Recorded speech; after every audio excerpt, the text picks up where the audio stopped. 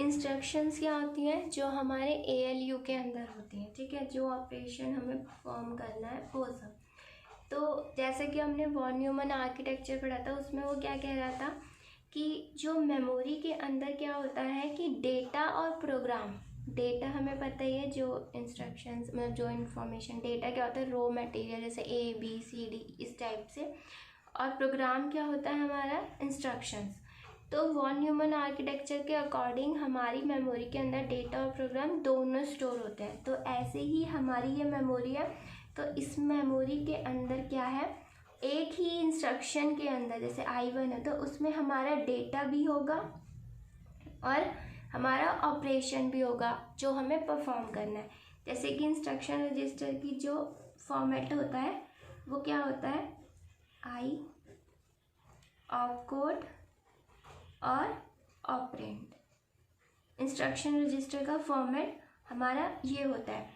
Opcode क्या होता है, जो ऑपरेशन हमें परफॉर्म करना है कि हमें ऐड करना है, सब्ट्रैक्ट करना है, लोड करना है, क्या करना है, वो होता है हमारा ऑपकोड। ऑपकोड मीन्स कि हमें क्या ऑपरेशन परफॉर्म करना है।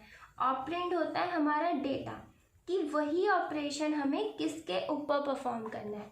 जो आई होता है वो मैं आपको बाद में बताऊंगी, जब ये पूरी इंस्ट्रक्शन अच्छे से समझाऊंगी तब बताऊंगी कि आई क्या होता है। डायरेक्ट एड्रेस होता है, इनडायरेक्ट एड्रेस होता है, इमीडिएट है, क्या है, ठीक है। तो मेन अभी इसके अंदर है ऑपकोड और ऑपरेंड। ऑपकोड क्या है, जो ऑपरेशन आपको परफॉर्म करना है, ऑपरेंड जो जिस डेटा पे आपको वो ऑपरेशन परफॉर्म करना है। तो यहाँ पे हमारा डेटा और हमारी इंस्ट्रक्शन क्या है, एक साथ मेमोरी के अंदर स्टोर होती है। जैसे कि हमारे इसमें मेमोरी के अंदर इंस्ट्रक्शन है ऐड 450।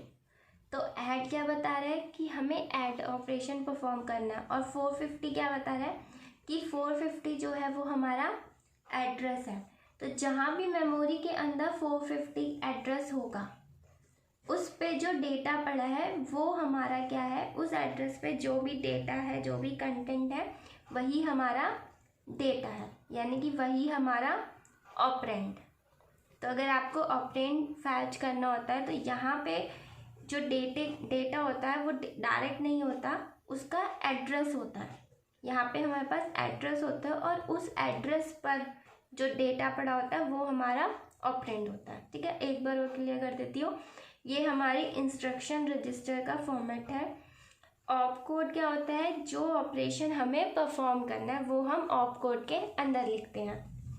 ऑपरेंड के यहाँ पर क्या लिखा होता है, एक एड्रेस लिखा होता है, और उस एड्रेस पे जब उस एड्रेस पर जो डेटा होता है वो हमारा कहलाता है ऑपरेंड, या आप उसे डेटा कह लो, ऑपरेंड कह लो।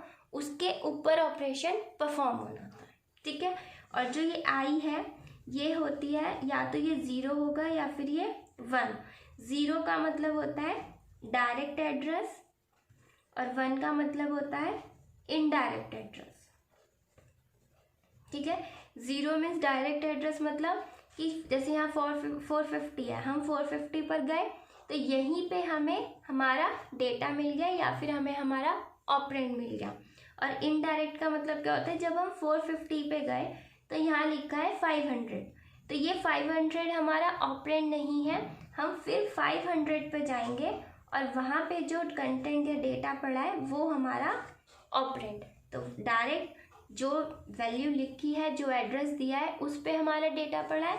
इनडायरेक्ट जो वैल्यू, जो नंबर हमारा ऑपकोड के साथ लिखा है उस एड्रेस पे भी एक एड्रेस है, और जब हम उस एड्रेस पे जाएंगे तो हमें हमारा ऑपरेंड मिलेगा, हमें हमारा डेटा मिलेगा। तो इंस्ट्रक्शन रजिस्टर का एड्रेस कितना हो जाएगा, क्योंकि इसके अंदर डेटा है और डेटा हमारा कितना एड्रेस कितनी बिट्स का है, 0 to 50। तो ये है हमारा इंस्ट्रक्शन रजिस्टर जिसका फॉर्मेट ये है, और ये बहुत ज़्यादा इम्पॉर्टेंट होता है। बहुत सारे क्वेश्चंस होते हैं जो हमारे इंस्ट्रक्शन रजिस्टर से ही रिलेटेड आते हैं, इसलिए ये समझना इम्पॉर्टेंट है। और आगे मैं इसे और अच्छे से समझाऊंगी कि इमीडिएट, एड्रेसिंग मोड, ये सारे मोड्स जो इसके मेन पार्ट होते हैं वो सब कैसे यूज़ होते हैं और कैसे हम उन्हें यूज़ करेंगे, ठीक है। Thank you.